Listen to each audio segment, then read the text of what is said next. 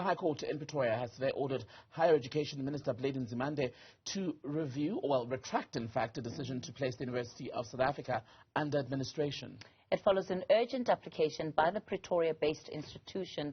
The minister placed Unisa under administration for 2 years in August after an investigation into the university raised serious concerns of poor financial management and maladministration. He also signed a gazette appointing Professor Aaron Rensburg as its administrator, but the court has found Nzimande's actions were unlawful. For more on the story, we're joined by one of the professors at Unisa Mametlwe Sebei. He doesn't speak on behalf of the institution, but he's been writing extensively about some of the issues taking place within that organization. Professor Sebei, good evening to you. Thanks for your time tonight. Quite ironic that, just this past weekend, you, of course, part of what you're doing was deliberating on what you deemed to be the unlawfulness of the decision taken by the minister in the past week to place Unisa under administration, despite the fact that there were so many issues that were still before the court that had been unresolved. Absolutely. I mean, there was just no way that court could have come to any other conclusion than what it had. In fact, as I said, his actions were, completely misguided in law. I went further to say that it's actually in contempt of court. And let's be clear about it. The court has not ruled on that matter. All that it said is that the issue and the application for contempt of court is not as urgent as the main relief. And what is the main relief? The main relief is that he cannot proceed with the placement of Unisa under administration as he has tried to do. Professor Sebei, while the institution may have won this round of the court proceedings, it certainly doesn't change the fact that we have an institution here that is faced with quite a number of challenges, and many people want to see those challenges at Unisa resolved, and unfortunately, it doesn't have an impact necessarily on what then the latest around those challenges will be, or even what the appropriate interventions will be. Absolutely. I mean, just to correct that, I'm not a professor, just a lecturer, of law. The fact of the matter is that there is absolutely no doubt that there are challenges. As there are challenges, those challenges need to be addressed. And of course, management of the university, and I think the new council of the university has been working very hard on those issues. And I think you just have to look at every measure, including issues that were raised as far back as 2021 in the ministerial task team report. And these are issues around financial mismanagement.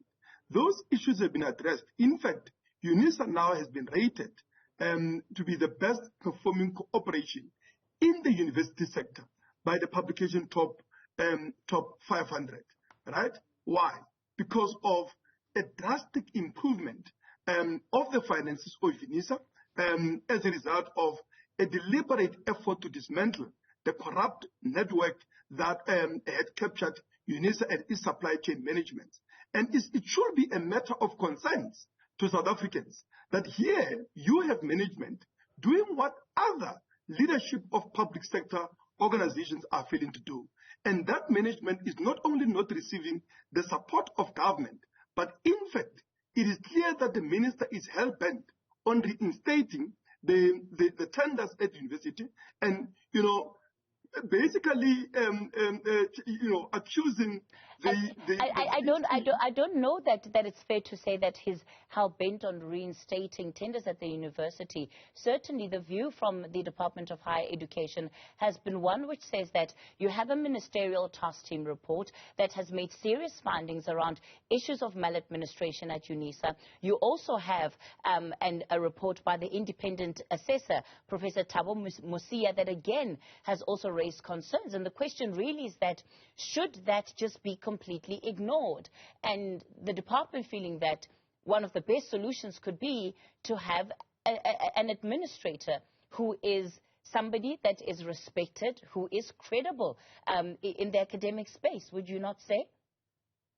Let's take that issue of supply chain management issue that they are raising in the independent assessor's report, which is being reiterated by the minister as a basis of a decision, right? One of the issues that they cite is a tender around the procurement of laptops and, of course, of the ICT equipment. All of us as staff of Unisa are now working from home. The result is that we now have to be equipped with the tools of trade to work remotely. When the VC was appointed, there was a tender before council. And that tender would have meant that a company would have been appointed to procure the laptops and others. They terminated that tender. And what they do? They then decided that every staff member would be given a money, in my case, 28,000, to go and buy all my ICT requirements in an open market. I went to a store, a random store that has no connection with the university. Upon that, we then register those assets with the ICT departments, and they become assets of the university in terms of their specifications of what we are entitled to do. Now, the internal audit says that that decision alone saved university over 420 million rand. Isn't that a cause to be celebrated? Now, when the minister says, no, that is unacceptable, that must go through a tender.